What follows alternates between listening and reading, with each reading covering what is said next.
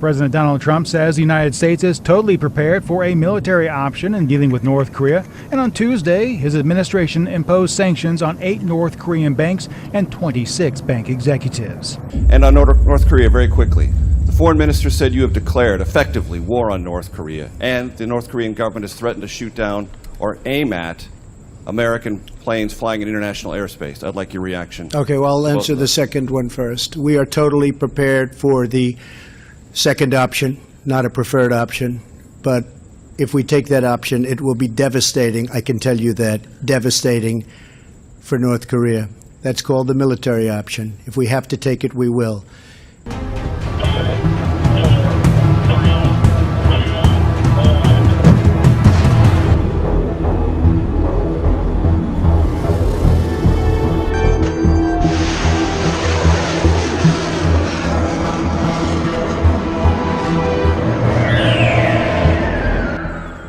He's acting very badly. He's saying things that should never, ever be said. And we're replying to those things, but it's a reply. It's not an original statement, it's a reply.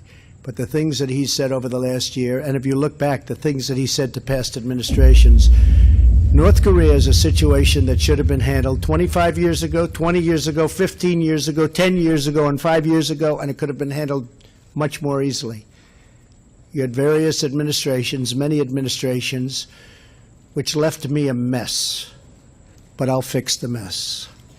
So we'll see what happens with North Korea. As Pyongyang points the finger at Donald Trump for apparently declaring war on North Korea, South Korea says the Kim regime is bolstering its defenses. State media from Seoul on Tuesday reporting that the North has moved aircraft to its east coast, a step towards following through on its threat to shoot down American B-1B Lancer bombers flying near the Korean peninsula.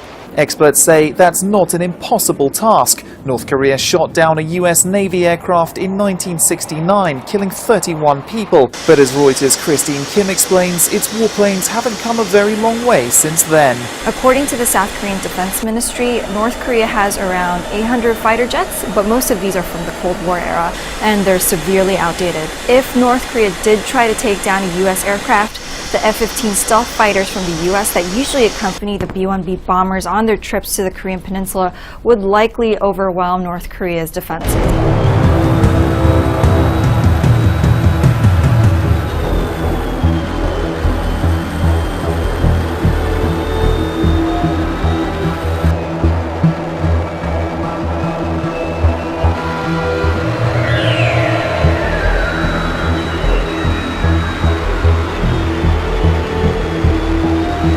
If North Korea is serious about taking down US bombers, its ground-based missiles may be a more realistic option. Pyongyang has threatened to fire at American warplanes whether or not they're flying through North Korean airspace at the time. But again, there's no guarantee that could actually happen. North Korea could try to mobilize its numerous surface-to-air missile systems, but analysts inside the US and South Korea agree even that would be difficult because it's not even clear at this point whether North Korea has the full capability to detect US aircraft. South Korea's intelligence agency says North Korea most likely failed to detect the U.S. strategic bombers that flew in international airspace off the northeast coast last weekend. The National Intelligence Service says that as the flyover was late at night and unannounced, North Korea might have not anticipated it at all, or it might have been unable to take action as its radar failed to detect the planes. But shortly after the flyover, North Korea did relocate fighter jets to the east coast and strengthened its security in the area.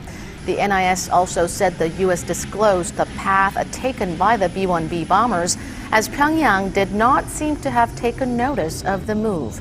It added that Pyongyang was carefully calculating every move and has directed its forces to report first before taking any military measures to prevent the crisis accidentally spiraling into war. There are various other problems that could make it tough for North Korea to take out an American plane. Fuel shortages can be a hurdle to scrambling its aging fighter jets, and low supplies of energy mean it's impossible for Kim Jong-un's military to operate radar systems round the clock.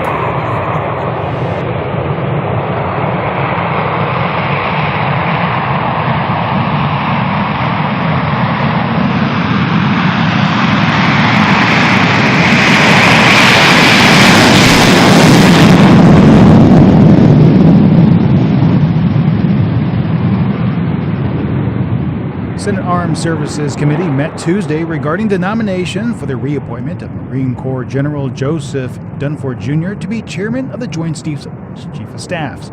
During the hearing, Dunford was asked for his assessment of the situation on the Korean Peninsula, given the statements back and forth between leaders. Well, the political space is clearly very charged right now. We haven't seen a change in the posture of North Korean forces. We watched that very carefully. But the general says we are at a point in time where tough choices will have to be made. We are going to have to make conscious decisions that are going to have significant consequences. And I'll just stop there. But it's not going to be a pretty picture, I can tell you that. It'll be very violent. Violent and very likely deadly for all sides involved.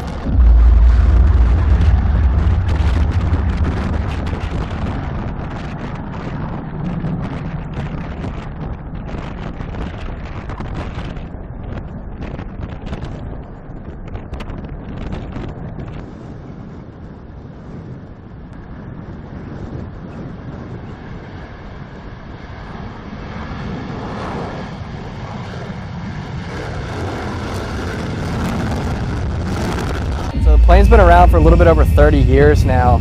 The plane behind us was built in 1985. So over the years, the mission set has evolved. Originally when it was built, it was designed to be a low-level ingress under Russia's radar air defenses.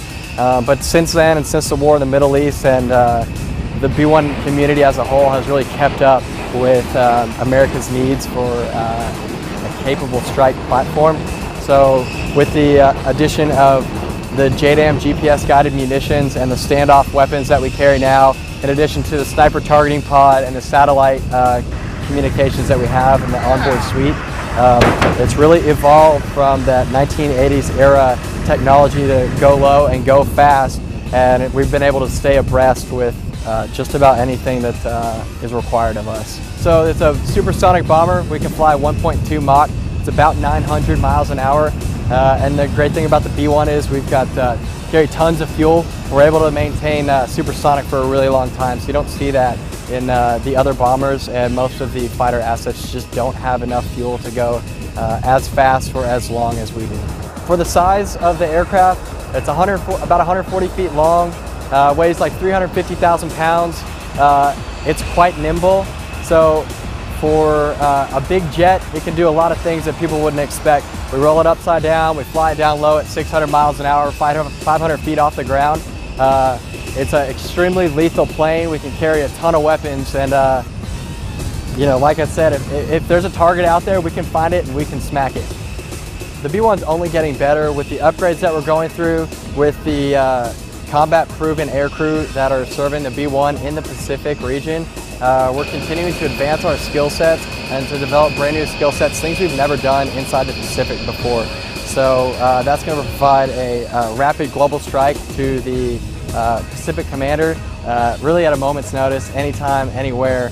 And that's a really unique thing about it is we've got just some of the sharpest people in the community out here right now that are continuing to hone and make the B-1 even more lethal. Obviously, the plane can't fly without personnel. The high visibility people are the operators, the pilots, and the WIZZOs. However, there's a lot more to the overall game than that. So the obvious put is for maintenance. Our maintainers are outstanding. They do an incredible job out here, making sure that the jets are performing in tip-top condition and that they can stand up to the grueling missions that we submit them to. Beyond maintainers, we have all of our support personnel that make sure that the parts get here, that we individually get here, that we're well fed, and that we're taken care of. And without any of that, the plane can't accomplish its mission. Yeah, I would say one thing about us being here at Anderson does prove a point that the flexibility of the bomber platform that the U.S. Air Force has, that it's not just the B-52's mission, it's not just the B-2's mission, but it's also the B-1's mission too, and that we can deploy bombers around the globe and be able to execute the mission anywhere. And this really solidifies that by us being here.